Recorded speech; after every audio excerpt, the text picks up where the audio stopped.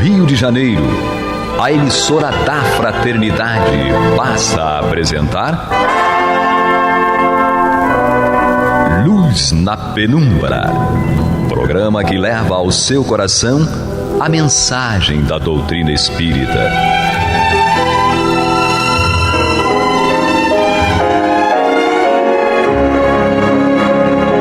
E com vocês, João Batista, para o estudo de O Livro dos Espíritos, da obra codificada por Allan Kardec. Papai do céu nos guarde e nos abençoe. Louvado seja nosso Senhor Jesus Cristo, e que possamos fazer do tempo esta dádiva que a todos nós é dada de maneira igual, um recurso a mais, para que tenhamos dentro de nós recursos para caminhar com mais coragem, com mais ousadia e, acima de tudo, com mais confiança no Mestre e em Deus. Hoje vamos fazer o estudo da terceira parte do comentário de Kardec,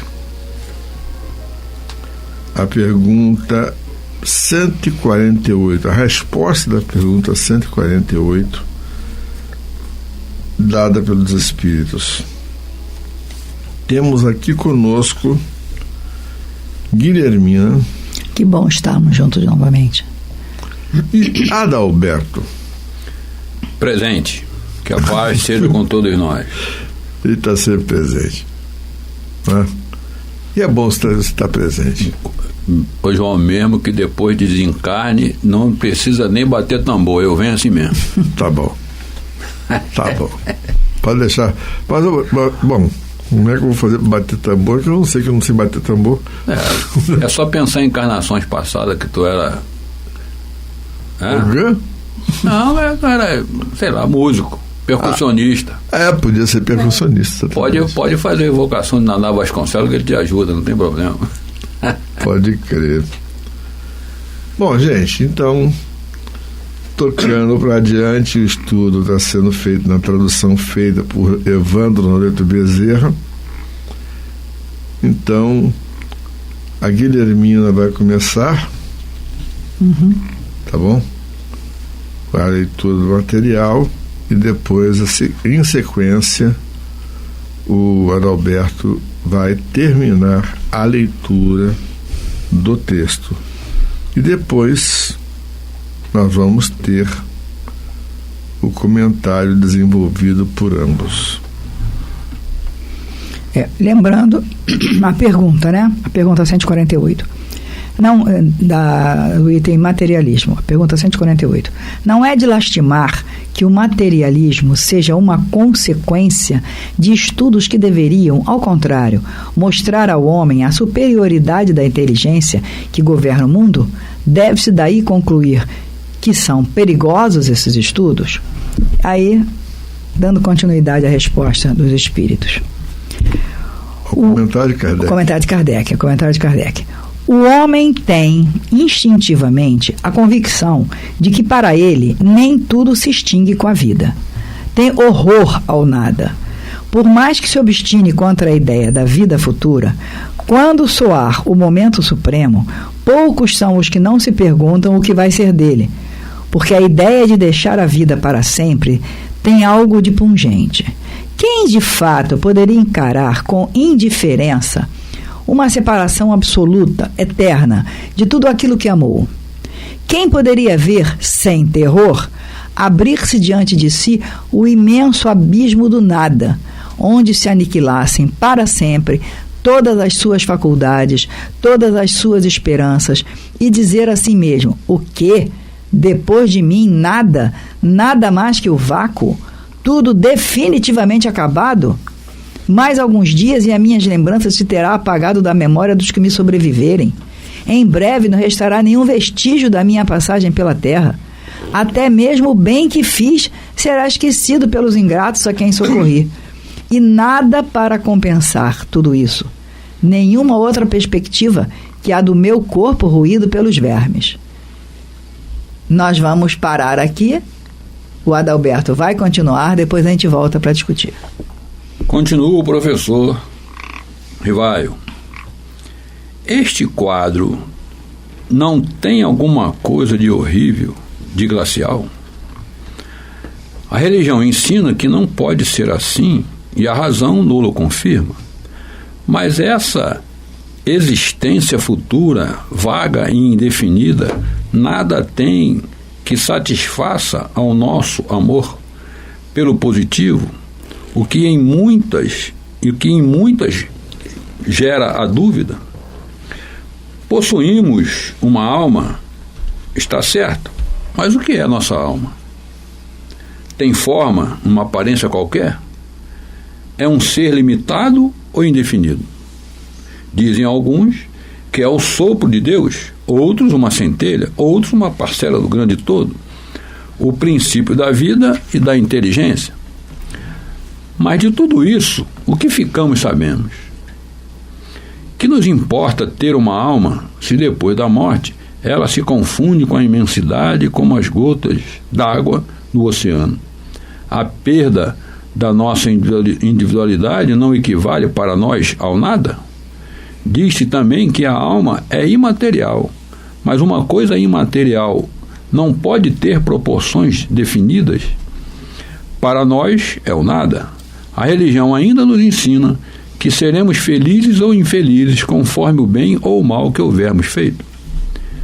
Que venha a ser, porém, essa felicidade que nos aguarda no seio de Deus. Será uma beatitude, uma contemplação eterna, sem outra ocupação que a de entoar louvores ao Criador? As chamas do inferno serão uma realidade ou um símbolo? A própria Igreja o entende neste último sentido, mas que sofrimentos são esses? Onde fica esse lugar de suplício? Numa palavra, o que se faz e o que se vê nesse mundo que a todos nos espera. Bom, então, vamos discutir a primeira parte. Aí, como diz Kardec, o homem tem instintivamente a colocação de que, para ele, nem tudo se extingue com a vida, tem horror do nada. O homem, mesmo o materialista, mesmo o que se diz materialista, o que tem a coragem de dizer que é materialista, ele tem horror ao nada, alguma coisa acontece, ele precisa saber, porque senão não teria sentido a vida. Como diz aqui, não tem sentido, porque como encarar assim, do nada, com indiferença, uma separação absurda, eterna, de tudo aquilo? Então todo mundo construiu, todo mundo amou, todo mundo construiu situações, afetos, comportamentos, deu exemplos, procurou fazer o melhor, e como pensar que de repente, cara, vai sumir tudo, vai acabar. Eu morro, acaba tudo. Eu morro, é um grande abismo. Mesmo o que bate no peito e que se diz materialista, ele não defende isso. Ele não compreende e não afirma. Ele vai inventa e tal, cria umas teorias, piriri, pororó, mas afirmar que depois de uma existência, qualquer que seja, uma existência, muitas aspas, boa ou muitas aspas ruins, de qualquer forma, há sempre uma expectativa, há sempre uma esperança. E essa esperança não nos permite, com convicção, parar e aceitar que, definitivamente, depois que partirmos, um dia a memória de quem nos amou vai deixar de existir, porque quem nos amou também deixará de existir. Então, por mais que nós tenhamos amigos, por mais que nós tenhamos família, por mais que nós tenhamos amores, se eu acreditar, ou se eu procurar acreditar que com a morte tudo acaba, Ah, tá, então eu vou acabar. Mas aqueles que me amaram, vão continuar me lembrando, até eles também acabarem, né? Até que eles também forem. E aí, com isso, a minha passagem pela Terra, tudo que eu fiz, tudo que eu tentei fazer de melhor, tudo que eu tentei construir, tudo que eu tentei plantar, tudo isso acaba do nada. Qual é o sentido que teria, então, nós termos vindo para o mundo? Qual o sentido, então, nós termos nascido, crescido, estimulado a estudar, a trabalhar, a construir, a deixar coisas boas? Não teria sentido nenhum. Então, o final quer dizer aqui, nada para compensar isso, a não ser a perspectiva do corpo físico, ruído pelos vermes. Nada teria sentido. Se você parar para analisar e pensar, por mais difícil que seja pensar nisso, e quase que ninguém para pensar nisso, porque isso é uma teoria e é uma verdade. E se a gente parar para pensar, Deus não teria sentido. Porque por que ele nos criaria para isso? Para acabar? Para que sejamos uma ideia, uma lembrança, e também, com o passar do tempo, ela iria embora, porque aqueles que nos convivem deixariam de existir. Mas eu vou deixar um livro escrito. Esse livro vai ter um tempo de vida e vai acabar. Ele não vai ficar ad eterno. Tudo aquilo que você fizer, ele vai acabar. Nada é ad eterno. Então, Deus deixaria de ter sentido. Tem uma pergunta que Kardec deixa aqui no miolo da área aqui. Quem de fato poderia encarar com indiferença uma separação absoluta, eterna, de tudo aquilo que amou? Exato. Você fez um comentário bastante interessante. É isso. Porque a experiência que nos dá o trabalho fantástico da mesa mediúnica, e só né, tem eu essa... também falei nesse aspecto, falando no aspecto no geral da então, coisa. Porque há desencarnados, por incrível que pareça, que vivenciaram no corpo físico, né, situações dessa natureza que permanecem décadas e até séculos nessa situação. Né? Tivemos a oportunidade de conversar com um irmão que foi acadêmico. Qual é o fardão que você está usando? Nenhum, meu irmão. Qual é o seu grau de instrução? Somos todos, então, aprendizes do Evangelho de Jesus. Resumindo, ele estava em 1917. Outra oportunidade, numa irmã que desencarnou, que teve oportunidade na Sociedade de Paris assistir pessoalmente o professor Allan Kardec dando palestra, e ela só foi perceber que estava desencarnada num grupo espírita aqui no Brasil, ouvindo em português, falando em português, e a gente tinha que explicar toda essa situação. Quer dizer, quantos anos se deu isso? E outras tantas experiências. O tempo é relativo. Que a gente vai. Cada vez mais se prova que o tempo é relativo. Outros que permanecem, chega na casa espírita, na reunião mediúnica. Você está me ouvindo? Sim, eu estou te ouvindo. Então, por favor, vai lá em casa e pede para alguém lá onde foi sepultado meu corpo, que eu estou lá tomando conta das minhas joias. Então não percebe nem o que está falando. Sim. Outros tantos volta lá em casa, por favor, vai lá em casa, pede para minha mulher não pintar a parede com a cor daquela tinta que eu não gosto. Tem família que ainda tem o hábito de preparar, né, para a noite de Natal, pintar a casa no final do ano e tal. Depois de uns 20 minutos de conversa, meu irmão, me desculpe, tanto esse tempo, 20 anos, então aquele rapaz que está lá barbudo é meu filho. E aquela pequenininha que está lá é minha netinha. Aí a médium chora, o doutrinador chora junto, né? Chora junto, não quer nem saber. Então, se nós formos lá, só para, né, ilustrar e enriquecer o comentário de Guilhermina e aquilo que nós estamos comentando, no 4º livro da Codificação Espírita, o Céu e o Inferno, que muitos espíritas não gostam de estudar, né? Então, no Espíritos Felizes, tem uma pergunta, é feito a Allan Kardec, mas eu vou fazer a pergunta, ler a pergunta e vou no comentário de Sazon. Há materialistas bastante endurecidos para acreditarem sinceramente nesse momento supremo, que que vão ser reduzidos a nada? A resposta de Kardec existe, eu recomendo que, vamos lá estudar, mas o comentário de Sanson é o seguinte: o incrédulo... Sanson ou Sanson? Sanson. Não é Sanson? Sanson. Chama ele de Fernando, tá bom, tá tudo certo. É só o nome, então chama de José e pronto. Sanson, aquele não. Enfim, está aqui o comentário desse espírito. O incrédulo endurecido experimenta nos seus últimos momentos as angústias desses terríveis pesadelos, em que nos vemos à beira de um precipício, prestes a cair no abismo, fazendo inúteis esforços para escapar sem conseguir recuar. Nesses momentos queremos agarrar alguma coisa, encontrar um ponto de apoio, mas nos sentimos deslizar. Queremos gritar e não podemos articular palavras. É assim que vemos o moribundo se contorcer, crispar as mãos e emitir sons angustiados, sinais certos do pesadelo em que se encontra. Ele segue mais adiante. Enfim, como é que então vamos acreditar de forma equivocada, de forma cega, de forma cristalizada no nada, se a própria palavra já diz quem é, nada? Sim.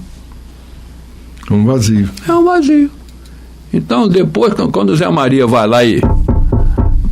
Vambora, tá na hora, não tem jeito. Mas eu vou para onde? Vambora que tu vai saber. Não é? Jesus diz, não deixa claro para isso no Evangelho? A cada um será dado segundo as suas obras. Vambora. Então, vamos ficar até quando procurando só o hoje, as redes sociais aí, no dia a dia aí, enganando, iludindo as pessoas. Eu tenho 3 milhões de seguidores, 5 milhões de seguidores, para quê? Buscar o nada? Viver de ilusão? Até quando? Pergunta a Anália Franco, até quando nós vamos ficar buscando ilusões? É isso? Uhum. Pior de tudo é que nós não somente buscamos, nós cultivamos isso. Vamos escutar a nossa vinheta, por favor. Você está ouvindo pela Rádio Rio de Janeiro o programa Luz na Penumbra, com estudo de O Livro dos Espíritos, na apresentação de João Batista. Então, Alberto, a tua explanação está sendo bastante pertinente. Eu acho que merece a gente prosseguir dentro dela. Enfim, mas vamos aqui refletir um pouco mais, prestar atenção nas perguntas que o professor Allan Kardec faz nessa parte do comentário com relação ao materialismo. E eu tive a doidice, ou a doideira de contar, são 12 perguntas, Então, este quadro não tem alguma coisa de horrível e glacial? A religião ensina que não pode ser assim e a razão não o confirma. Mas essa existência futura e vaga e indefinida nada tem de que satisfaça o nosso amor pelo positivo e que em muitos gera a dúvida. Possuímos uma alma, isto é certo, mas que é a nossa alma? Tem forma, uma aparência qualquer? É um ser limitado ou indefinido? Dizem alguns que é um sopro de Deus, outros uma centelha, outros uma parcela do grande todo, o princípio da vida e da inteligência. Mas de tudo isso, o que ficamos sabendo? Que nos importa ter uma alma se depois da morte ela se confunde com a imensidade da gota d'água no oceano? A perda da nossa individualidade não equivale para nós ao nada? Diz também que a alma é imaterial, mas uma coisa imaterial não pode ter proporções definidas. Para nós, é o nada. A religião ainda nos ensina que seremos felizes ou infelizes conforme o bem e o mal que houvermos feito. Que vem a ser, porém, essa felicidade que nos aguarda no seio de Deus. Será uma beatitude, uma contemplação eterna, sem outra ocupação que a de entoar louvores ao Criador? As chamas do inferno serão uma realidade ou um símbolo? A própria Igreja o entende neste último sentido. Mas que sofrimentos são esses? Onde fica esse lugar de suplício? Numa palavra, o que fez e o que se vê nesse mundo que a todo nos espera?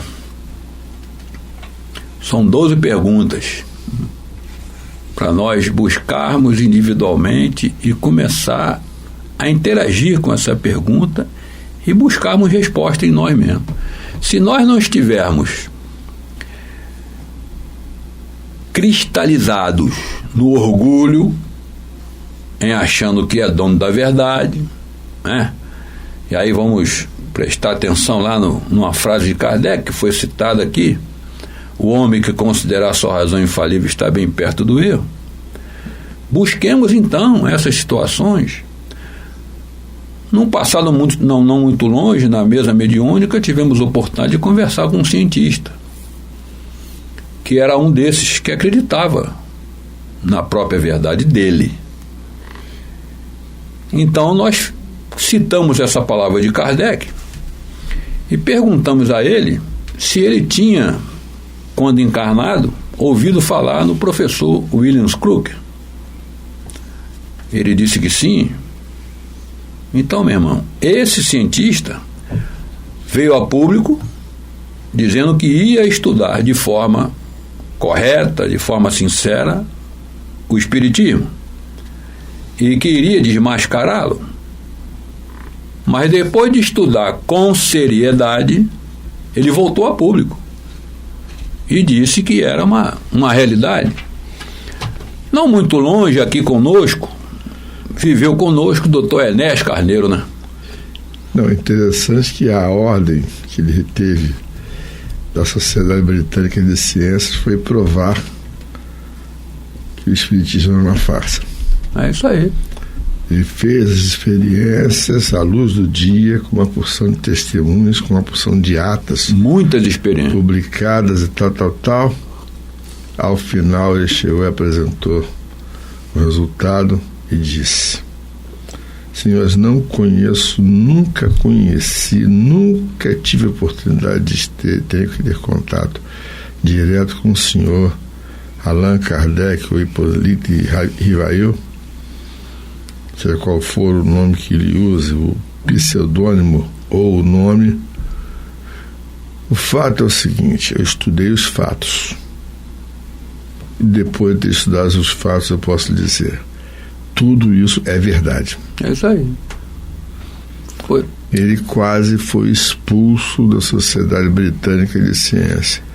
Quando perguntaram para ele como é que ele ia fazer se ele fosse expulso da Sociedade Britânica de Ciência. Me expulsa. Ele não vai deixar de ser o William Crookes. Não vai continuar o mesmo. Eu vou continuar estudando no meu laboratório. Isso aí. E quem quiser aprender comigo, que venha ao laboratório junto comigo. Eu não me aprofundei tanto na história, porque em mesa mediúnica a gente tem um tempo curto, mas orientamos esse cientista, que eu chamei de professor, porque não tem outro jeito de eu me comportar diante de um cientista. Claro. Né? Estarei sempre aprendiz. Então orientei a ele a buscar os livros da codificação.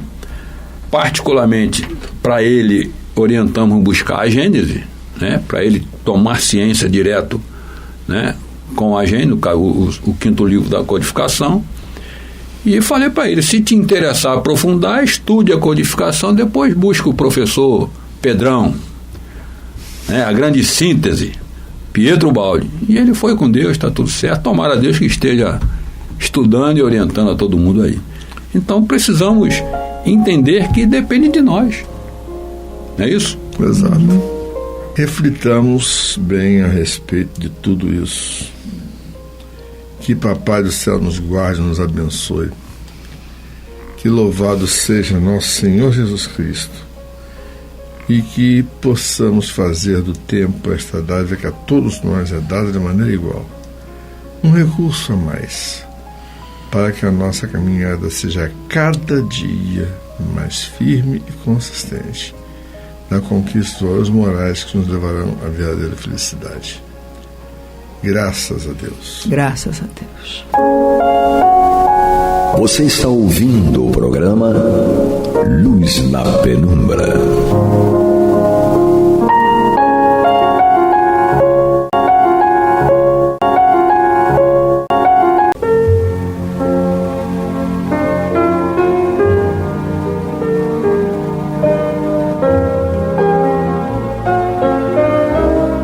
A Rádio Rio de Janeiro está levando ao seu lar e ao seu coração a mensagem consoladora da doutrina espírita, através do programa Luz na Penumbra.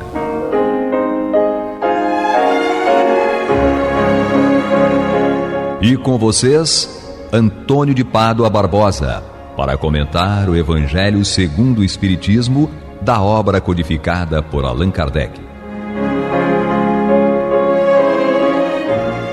Boa noite, meus caros amigos. Estamos aqui outra vez para darmos continuidade ao programa Luz da Penumbra, no qual nós estudamos o Evangelho segundo o Espiritismo de Allan Kardec. Estamos em seu último capítulo, capítulo 28, Coletânea de Preces Espíritas. E hoje nós vamos entrar na parte terceira, Preces pelos Outros. Já tratamos das preces gerais, da prece para si mesmo e da prece agora para os outros. E a primeira prece recomendada aqui por Allan Kardec, o item 42, é por alguém que esteja em aflição. Então nós vamos pedir por alguém que esteja aflito, esteja com dificuldade, esteja passando por algum problema complicado. Não mais por nós que vamos pedir por outra pessoa. Então, no prefácio, Kardec nos ilustra bem o cenário do que ocorre. Diz ele assim: se é do interesse do aflito que a sua prova siga o seu curso, ela não será abreviada pelo nosso pedido, mas seria ato de impiedade desanimarmos por não ter sido satisfeita a nossa súplica. Aliás, em falta de cessação da prova, podemos esperar alguma outra consolação que suavize o amargor. O que de mais precisa aquele que se acha aflito é a resignação, a coragem, sem as quais não lhe será possível sofrê-la com proveito para si, porque terá de recomeçar a prova. É, pois, sobretudo, para esse objetivo que se devem dirigir os esforços, quer pedindo que os espíritos bons lhe venham em auxílio, quer levantando-lhe o moral por meio de conselhos e encorajamentos, quer, enfim, assistindo-o materialmente, se for possível. A prece, neste caso, pode também ter efeito direto, dirigindo sobre a pessoa por quem é feita uma corrente fluídica com vistas a fortalecer o moral. Kardec nos remete aqui ao capítulo 5, itens 5 e 27, e ao capítulo 27, itens 6 e 10.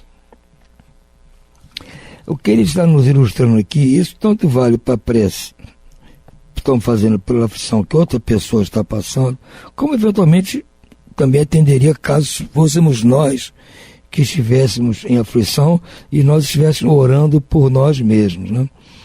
É o que ele disse. É do próprio interesse da pessoa seguir a sua prova, ela não vai ser abreviada por nossa intercessão direta. Não cabe a nós decidir o que a pessoa pode ou não pode passar, o que ela deve ou não deve passar. Agora, cabe a nós sim pedir aos bons espíritos que intercedam em favor de dar-lhe forças, dar-lhe coragem, dar-lhe resignação para enfrentar as tais provas, para passar por esses momentos difíceis. Porque tornar-se-ia muito mais difícil ele passar por esses tormentos, por essas dificuldades, sem força, sem coragem, sem resignação. A coisa fica muito mais complicada. Então a maneira de diminuir a aflição é os espíritos bons proporcionar a ele coragem para enfrentar, resignação para aceitar o que está passando, não é? Então isso é importante tanto para o terceiro, para quem nós estamos orando, quanto se fosse para nós mesmos. Porque, como ele diz aqui, a prece, neste caso, pode ter efeito direto, dirigindo sobre a pessoa por quem é feita uma corrente fluídica com vista a lhe fortalecer o moral. Então, sempre essa prece por terceiros visa fortalecer a sua resistência, seja moral, seja o que for, para enfrentar dificuldades, seja até uma dificuldade material. E tem que ter, talvez, cabeça fria para encontrar solução se for um problema material. Então, esse é o objetivo. A prece não se perde. E a pessoa para quem nós estamos pedindo, ela pode até, de repente, não perceber a diferença, mas com certeza há diferença. Ela vai realmente enfrentar melhor, como minha mãe costuma dizer, com mais galhardia, esses momentos de dificuldade. Então, na prece, Kardec diz o seguinte: Deus de infinita bondade, digna-te suavizar o amargor da posição em que se encontra fulano, se assim for de tua vontade. Espíritos bons, em nome do Deus onipotente, eu vos suplico que o assistais nas suas aflições. Se no seu interesse elas não puderem ser poupadas, fazerem compreender que são necessárias ao seu progresso. Dá-lhe confiança em Deus e no futuro, a fim de torná-las menos amargas. Dá-lhe também forças para não sucumbir ao desespero que lhe faria perder o fruto de seus sofrimentos e ainda tornaria mais penosa a sua situação futura. Encaminhai para ele o meu pensamento, a fim de ajudá-lo a manter-se corajoso. Exatamente o que pede a prece que nós faríamos para uma pessoa que esteja nas dificuldades aflitivas. Agora, Kardec propõe uma prece aqui de ação de graças por um benefício concedido a outrem. Então, nós vamos fazer uma prece de ação de graças por uma pessoa que recebeu o benefício. Aí ela foi concedida. De repente, a prece que foi feita por nós e por outras pessoas tiveram um efeito mais direto, mais imediato, e o sofrimento pelo qual ela estava passando se extinguiu, ou simplesmente ela estava numa vida normal e recebeu um benefício, né? Então, vamos fazer uma prece de ação de graças em homenagem a esse benefício recebido por essa outra pessoa. Aquele que não é dominado pelo egoísmo alegra-se com o bem que acontece ao seu próximo, mesmo quando não tiver solicitado pela prece. Então, mesmo que a gente não tenha pedido na prece para que ele recebesse qualquer benefício, se ele receber um benefício, vamos agradecer por ele também. Porque é como se nós estivéssemos participando daquele momento de alegria de ter recebido o benefício. A prece diz o seguinte: meu Deus, sê bendito pela felicidade concedida a fulano. Espíritos bons, fazei que ele veja nisso um efeito da bondade de Deus. Se o bem que lhe aconteceu é uma prova, inspirai-lhe o pensamento de fazer o bom uso dele e de não se envaidecer, a fim de que esse bem não se converta em prejuízo futuro. A ti, bom gênio, que me proteges e desejas a minha felicidade, afasta do meu coração todo sentimento de inveja ou de ciúme. É bom pedir isso também na prece, porque por mais que racionalmente nós saibamos que é importante ficarmos felizes pelo sucesso de outra pessoa, muitas vezes lá o nosso íntimo, o nosso sentimento, o nosso coração, a coisa está um pouco mais complicada. Estamos naquele processo de o nosso pensamento, o nosso raciocínio, tentar domar aquilo que nós sentimos lá no fundinho. Então pedimos ajuda para esse momento, já que pelas palavras, pelo pensamento, nós já estamos expressando esse contentamento pelo sucesso de outra pessoa. Vamos pedir aos nossos amigos espirituais que nos ajudem a sentir a mesma coisa lá no nosso ímã, lá dentro de nós, porque aí sim a vitória terá sido completa. A outra prece também para terceiros é prece pelos nossos inimigos e pelos que nos querem mal, seguindo aquele conselho de Jesus, né?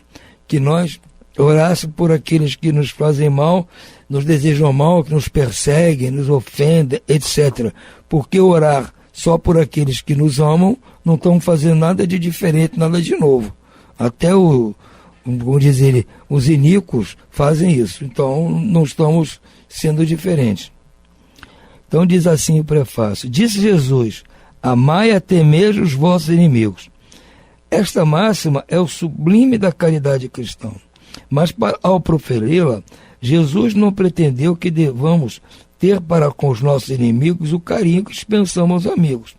Por aquelas palavras, ele nos recomenda que esqueçamos suas ofensas, que lhe perdoemos o mal que nos façam, que lhes paguemos o mal com o bem, além do merecimento que, aos olhos de Deus, resulta de semelhante proceder.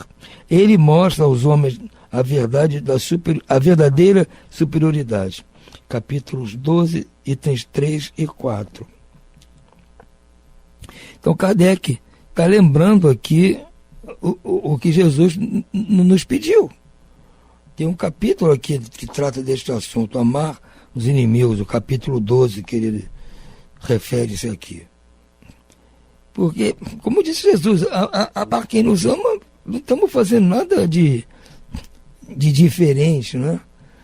Então, se nós quisermos sair da mesmice, sair desse patamar lá embaixo onde nós estamos, nós temos que fazer diferente, fazer algo realmente importante, algo que exija de nós um esforço, ou seja, aquele esforço de combater dentro de nós qualquer ressentimento, qualquer resquício de vaidade, de orgulho, de vingança, de intolerância. Nós temos que arrancar isso de nós. E o momento em que nós perdoamos e ainda por cima oramos por aqueles que nos fizeram mal, nós estamos num esforço realmente muito grande de purificar realmente a nossa alma, purificar o nosso coração. Então é importante isso. Eu sei que é muito difícil, aliás, todos nós sabemos que é muito difícil, mas é o caminho que tem que ser tomado, é o caminho da perfeição. Nós não podemos ficar nessa mesmice que estamos aqui, sei lá quantos milênios. Nós temos que avançar. E agora temos um embasamento teórico trazido por Jesus e explicitado pela doutrina dos Espíritos para nos facilitar pelo menos o entendimento da situação. À medida que nós entendemos a situação e como resolvê-la, torna-se mais fácil para nós pôr em prática o que é necessário. Porque a gente pode simplesmente não atender esse pedido do Cristo. Não, eu vou continuar revidando a quem me fez mal. Mas então vamos continuar na mesmice. Não vamos sair desse patamar. Eu sei que é muito complicado, gente, mas a glória só vem após um sacrifício, após muita luta. A glória não vem por acaso. A glória vem com sacrifício, com luta, com esforço, abnegação. Então, a prece diz o seguinte: meu Deus, perdoa a fulano o mal que me fez e o que me quis fazer, como desejo que me perdoeis e também ele me perdoe as faltas que eu haja cometido. Se o colocastes no meu caminho como prova para mim, faça-se a vossa vontade. Desvai de mim, ó meu Deus, a ideia de o maldizer e de todo o desejo malévolo contra ele. Fazei que jamais me alegre com as desgraças que lhe cheguem, nem me desgoste os bens que lhe poderão ser concedidos, a fim de não macular minha alma por pensamentos indignos de um cristão. Senhor, que a vossa bondade possa estender-se sobre ele, levando-o a melhores sentimentos para comigo. Espíritos bons, inspirai-me o esquecimento do mal e a lembrança do bem. Que nem o ódio, nem o rancor, nem o desejo de lhe retribuir o mal com outro mal entre no meu coração, porque o ódio e a vingança só são peculiares aos espíritos maus, encarnados e desencarnados. Que, ao contrário, eu esteja pronto para lhe estender a mão fraterna, a lhe pagar o mal com o bem, auxiliá-lo se estiver ao meu alcance. Desejo provar a sinceridade das minhas palavras, que me seja dada a ocasião para lhe ser útil, mas, sobretudo, meu Deus, preservai-me de fazê-lo por orgulho ou ostentação, oprimindo-o com a generosidade humilhante, o que me acarreteria a perda do fruto da minha ação, pois, nesse caso, eu mereceria que me fossem aplicadas essas palavras do Cristo. Já recebeste a tua recompensa. Capítulo 13, itens 1 e seguintes. É uma equação perfeita esta, muito complicada de nós pormos em prática, mas temos que começar um dia, gente. Não podemos permanecer nesse estágio em que estamos. E a alavanca para sair desse lugar foi passada por Jesus e aqui reprisada por Allan Kardec. Agora vem o ponto mais difícil ainda nessa trajetória de buscarmos a pureza do coração. Prece de ação de graças pelo bem concedido aos nossos inimigos. Já na prece anterior, nós já pedimos aos espíritos bons que tirassem de mim qualquer desejo mal quando essa pessoa que nos fez mal recebeu algum benefício. Agora nós vamos dar ação de graça se realmente essa pessoa que supostamente é nosso inimigo recebeu algum benefício. Não desejar o mal aos inimigos é ser apenas caridoso pela metade. Olha só, gente. Não desejo mal para fulano. É só metade do processo. A verdadeira caridade quer que lhe desejemos o bem e que nos sintamos felizes pelo bem que lhe sobrevenha. Então, olha só. A gente já vai ter muita dificuldade de não desejar o mal a quem nos fez mal. Não, me fez mal, eu esqueci, não vou fazer mal nenhum. Tudo bem, mas é só a metade. A outra metade, tão importante quanto, é nós desejarmos o bem a ele. Ou seja, se soubermos que ele foi agraciado com alguma coisa, fazemos uma prece de ação de graças. Ficamos felizes por ele ter sido recompensado de alguma forma. Aí sim nós provamos que não temos mais nenhum ódio, nenhum rancor, nada disso em nosso coração. É um trabalho longo, amigos, muito longo. Nós com certeza não vamos dar conta disso em uma só encarnação. Mas temos que começar em alguma delas, né? E sob a providência divina, nos encaminhar nesta encarnação para estudar a doutrina dos espíritos, que está nos esclarecendo a respeito disso. Nós estamos aqui não sei quantos séculos pisando na mesma coisa. Fez o mal, a gente revida. Fez o mal, a gente roga a praga. A gente odeia. A gente... E não funcionou. Estamos aqui sofrendo também. Então, está dizendo, olha, perdoe, não revide o mal. Olhe pela pessoa que lhe fez mal. Agora, olhe em ação de graça pelo bem que ela recebeu de uma forma qualquer. Como eu disse, não vamos conseguir isso de uma simples encarnação. Vai despender muitas, mas temos que começar em alguma. Que se for esta, tudo bem, vamos começar. A prece diz assim: meu Deus, que a tua justiça entendeste encher de júbilo o coração de fulano. Agradeço-te por ele, apesar do mal que me fez, o que tem procurado fazer-me. Se ele se aproveitasse desse bem para me humilhar, eu receberia isso como a prova para a minha caridade. Espíritos bons que me protegeis, não permitais que me sinta pesaroso por isso. Afastai de mim a inveja e o ciúme que rebaixam. Inspirai-me, ao contrário, a generosidade que eleva. A humilhação está no mal, e não no bem. E sabemos que, cedo ou tarde, a justiça será feita a cada um segundo as suas obras. É uma tranquilidade maravilhosa, mas nós vamos chegar lá. Nós estamos só no começo, não vamos desistir agora. Vamos em frente, porque este é o caminho.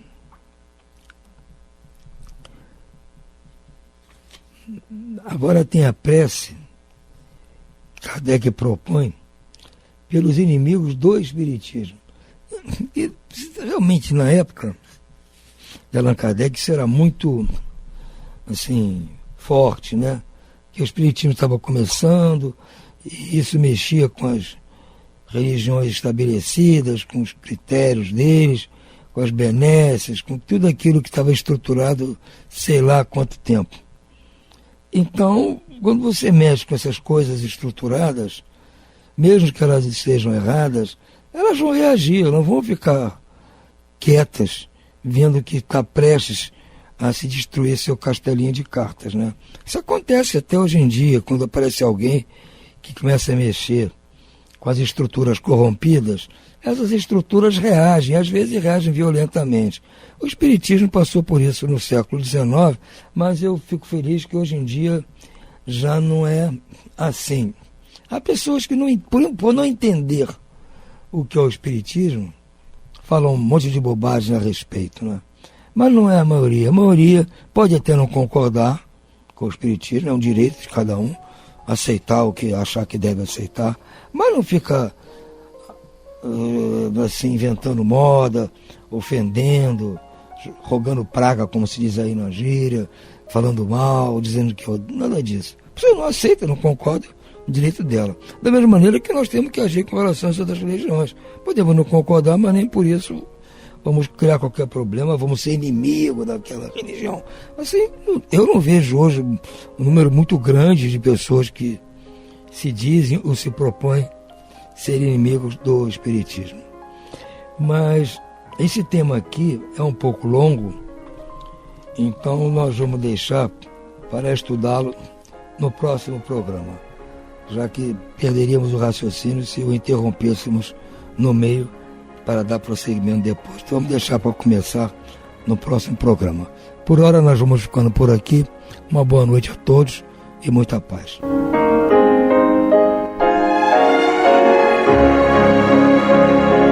E vamos ouvir agora a prece de encerramento de nosso programa, na voz de Geraldo de Aquino. Jesus, dá-nos coragem para a luta, piedade para os insultos e misericórdia para as injustiças e ingratidões. Limpa nossa alma de inveja e ambições mesquinhas, de ódio e de vingança o nosso caminho. E que dentro em pouco, ao recolher-nos de novo ao calor do nosso leito, para que o sono nos dê a paz e o esquecimento das tristezas humanas, possamos sentir, Senhor, no mais íntimo de nosso ser, a doçura indefinível do Teu amor e a grandeza incomparável da Tua divina presença. Que assim seja.